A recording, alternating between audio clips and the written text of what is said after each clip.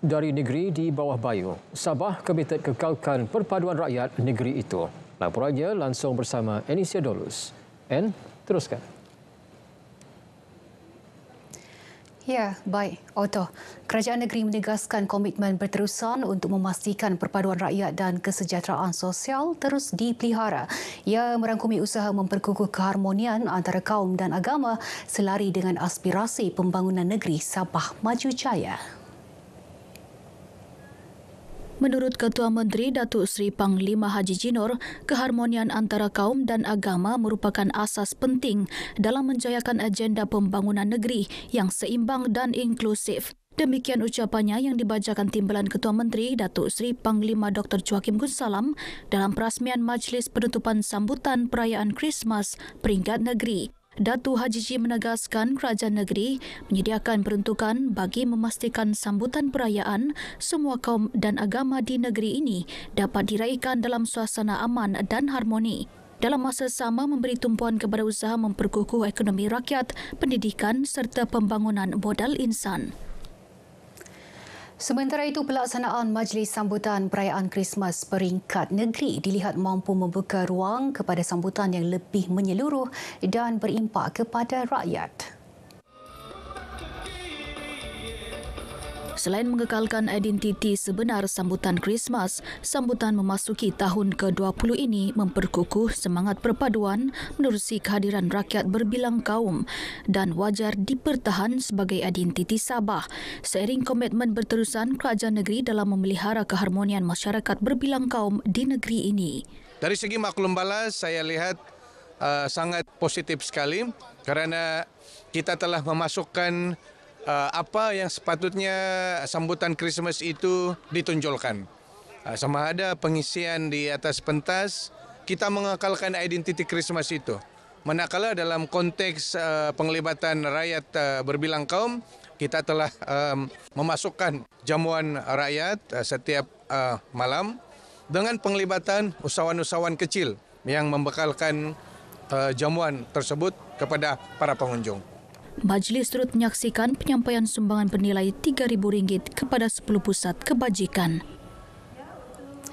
Bagi memastikan syiar Islam terus berkembang, kerajaan negeri menyokong pelan strategik pembugaran pertubuhan Islam seluruh Sabah usia 2.0 sebagai kesinambungan usaha dakwah dan pendidikan Islam di negeri ini. Ketua Menteri Datuk Seri Panglima Haji Jinor berkata, agenda teras dalam pelan strategik berkenaan bukan sekadar meneruskan usaha sedia ada, malah membawa transformasi menyeluruh bagi memperkukuh tarbiyah agar kekal relevan dengan arus pembangunan semasa. Beliau turut memuji pencapaian usia hasil pelaksanaan pelan strategik tersebut. Antara kejayaan mendaftarkan Pusat Pembangunan Modal Insan PPMI yang dilaksana dengan kerjasama Institut Kemahiran Islam Darul Rizwan Iqdar. Selain transformasi Pusat Latihan Dakwah Marasimsim, Kota Marudu sebagai Kolej Kemahiran Islam Sabah yang memfokuskan program TVET Tahfiz. Demikian ucapan Datuk Haji Ji ketika merasmikan Perhimpunan Agung Tahunan Perwakilan Usia kali ke-39. Ucapan disampaikan Menteri Kerajaan Tempatan dan Perumahan Merangkap Exco Agama, Datuk Dr. Muhammad Arifin Muhammad Arif. Dalam pada itu, Datuk Haji Ji merakamkan penghargaan kepada pengasas usia, almarhum Tun Datuk Mustafa Datuk Harun yang disifatkan sebagai tokoh dakwah. Almarhum meletakkan dakwah sebagai teras membina bangsa sehingga Islam dikenali bukan sahaja di peringkat tempatan malah antarabangsa, termasuk hubungan erat dengan Libya dan Arab Saudi. Terdahulu yang di-Pertua Usia, Datuk Sapawi Ahmad memaklumkan menstruktur pengurusan dan pentadbiran dakwah antara tumpuan pelan strategik pembugaran usia 2.0 selain memperkukuh agenda teras pendidikan secara berfokus. Ini termasuklah menggerakkan Pusat Pembangunan Komuniti PPK dengan mengadakan kelas pengajian, kursus dan kemahiran. Dalam pada itu, katanya kerja-kerja baik pulih bangunan usia di sembulan yang dilaksana menerusi pelan strategik pembugaran usia 1.0 kini 90% siap. Fasa 1 kerja baik pulih bangunan berkenaan menelan kos RM3 juta.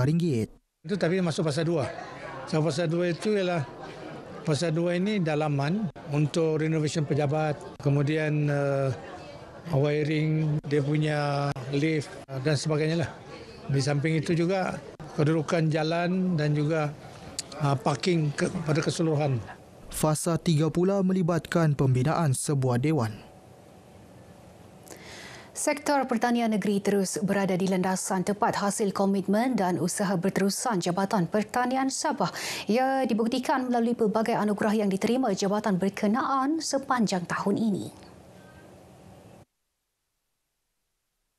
Menteri Pertanian, Perikanan dan Industri Makanan Datuk Jamawi Jaafar menyatakan pencapaian tersebut hasil kerjasama dan dedikasi seluruh warga jabatan dalam memacu ekonomi tani. Datuk Jamawi berharap kecermelangan ini dapat dikekalkan menerusi kerjasama erat antara semua pihak, termasuk agensi kerajaan, pertubuhan bukan kerajaan NGO dan pemain industri, bagi memastikan keterjaminan makanan dan pertumbuhan sektor pertanian negeri kekal cermelang.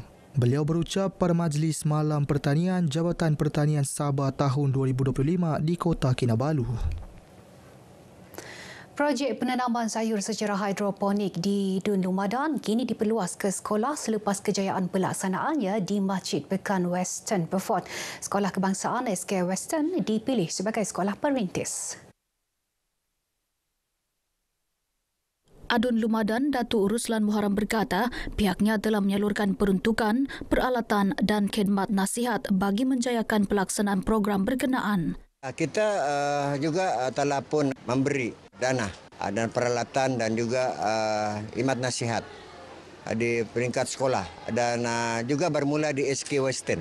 Tadi daripada Masjid Pekan Western pada Muslimah sudah 2 kali tuaian. Dan di SK Western juga mungkin dalam minggu depan sudah mereka akan tuai. Dan kita ada beberapa buah sekolah di Dun Lumadan ini kita akan perluaskan. Beliau yang juga pembantu Menteri Pertanian, Perikanan dan Industri Makanan berkata, inisiatif ini bukan sahaja membantu keterjaminan makanan, malah mendidik masyarakat dan pelajar mengenai pertanian moden berskala kecil. Kaedah hidroponik tidak memerlukan kawasan luas serta mudah diurus, sekaligus berpotensi membantu keluarga menjimatkan perbelanjaan harian serta meningkatkan taraf ekonomi setempat. Lebih 200 anggota polis akan ditugaskan dalam ops selamat sempena sambutan Krismas dan cuti persekolahan. Operasi bermula hari ini hingga 10 Januari depan. Ketua Polis Daerah Kota Kinabalu ACP Kasim Muda menegaskan operasi menumpukan kawasan hotspot di jalan raya dan kawasan kediaman bagi mengelakkan kejadian tidak diingini. PDRM IPDKK mengadakan operasi selamat untuk rumah selamat dalam perjalanan dan selamat sampai ke destinasi. Dalam operasi ini kita lebih menekankan kepada keselamatan meninggalkan rumah semasa sambutan hari Krismas dan cuti sekolah ni yang berlangsung pada 20 sehingga 10 hari bulan ni. Orang ramai yang pulang ke kampung atau meninggalkan kediaman sempena musim perayaan dan cuti sekolah disaran memaklumkan kepada pihak polis bagi membolehkan pemantauan dan rondaan keselamatan dijalankan di kawasan kediaman masing-masing. Sandakan Navy Fleet Run 2025 wadah mempromosi gaya hidup sihat selain mendekatkan masyarakat dengan warga Tentera Laut Diraja Malaysia TLDM. TLDM bukan sahaja komited mempertahan kedaulatan perairan negara tetapi juga menjalin hubungan erat dengan komuniti setempat demi keamanan sejagat. Sambutan yang amat menggalakkan dan memberi kami peluang untuk bersama-sama dengan masyarakat setempat mendekatkan diri dengan masyarakat bagi memenuhi keperluan TLDM kepada masyarakat tempatan. Sementara itu, Presiden Majlis Perbandaran Sandakan menyifatkan program seumpama mampu mempromosi daerah Sandakan kepada masyarakat luar. Kita sangat mengalu-alukan acara seperti ini. Dia bukan sahaja boleh menggalakkan kesihatan, rekreasi tetapi juga untuk pelancongan Sandakan. Sebab saya difahamkan hampir separuh daripada peserta ialah daripada luar Sandakan. Hampir 3,000 peserta menyertai larian sejauh 5.6 km ini bermula di Padang Bandaran Sandakan sebelum berakhir di Piazza Harbour Mall Sandakan. Baik, sekian perkongsian dari negeri di bawah Bayu. Kembali bersama Otto untuk lebih banyak perkembangan semasa dalam negara. Salam Malaysia Madani. Otto. Baik, terima kasih Anne langsung dari Sabah.